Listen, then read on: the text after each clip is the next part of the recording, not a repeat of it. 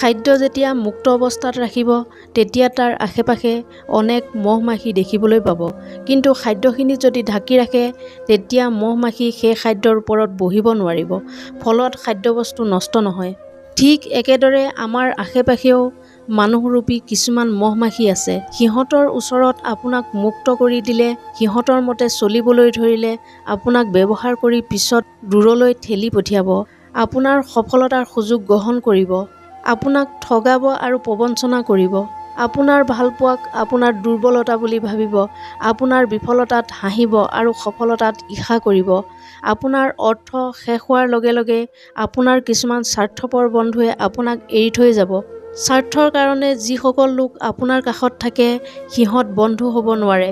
যিসকল লোক আপোনাৰ সুসময় আৰু দুঃসময়ত কাষত থাকে তেওঁলোক আপোনাৰ আচল বন্ধু।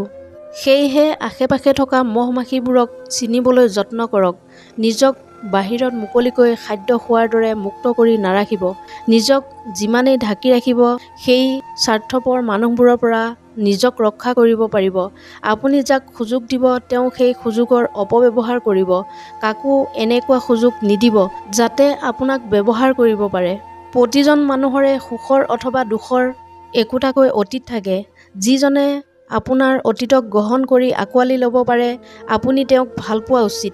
সকলো মানুহৰে নিজস্ব কিছুমান সপোন থাকে। সেই সপোন পূৰণত যিয়ে আপোনাক আগবাঢ়ি যোৱাত বাধা নিদিয়ে, বৰঞ্চ আপোনাক দুগুণ উৎসাহেৰে আগবাঢ়ি যোৱাত সহায় কৰে, আপুনি তেওঁক ভাল পোৱা উচিত। মানুহে আৱেগত অথবা অসহায়ৰ কাৰণে বহুত কথা ব্যক্ত কৰিব নোৱাৰে। আপুনি তেওঁক ভাল পোৱা উচিত, যিয়ে আপোনাৰ মনৰ কথাবোৰ ভাষাৰে নহয় চকুৰে বুজ ল'ব পাৰে। কাৰ জীৱনত যন্ত্ৰণা নাই? সকলোৰে আছে। যিয়ে আপোনাৰ সুখৰ লগত কষ্ট অথবা দুখৰ সমভাগী হোৱাৰ হেঁপাহ ৰাখে আপুনি তেওঁক ভাল পোৱা উচিত। সকলো মানুহে কান্দে, চকুলো নিগৰায়। চকুলো হৈছে দুৰ্বল মনৰ প্ৰতীক। গতিকে যিয়ে আপোনাক কেতিয়াও কান্দিবলৈ নিদিয়ে আপুনি তেওঁক ভাল পোৱা উচিত। সম্পৰ্কত সময় দিয়াটো উচিত।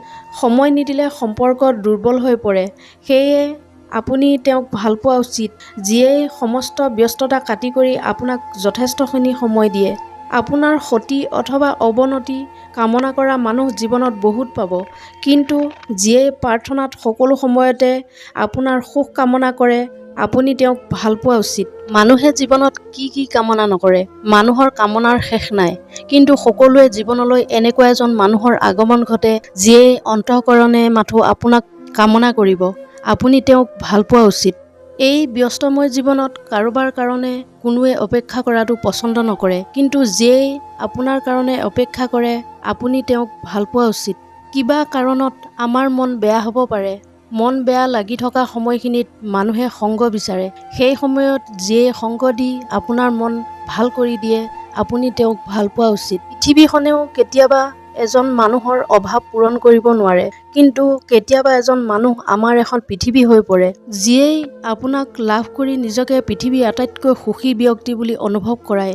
এনেধৰণৰ মটিভেশ্যনেল ভিডিঅ' পাই থাকিবলৈ মোৰ চেনেলটো ছাবস্ক্ৰাইব কৰি ৰাখিবলৈ নাপাহৰিব। পুনৰ অন্য এটা ভিডিঅ'ৰ সৈতে লগ পোৱাৰ প্ৰতিশ্ৰুতিৰে আজিৰ এই খণ্ডটোৰ পৰা বিদায় লৈছোঁ। ধন্যবাদ।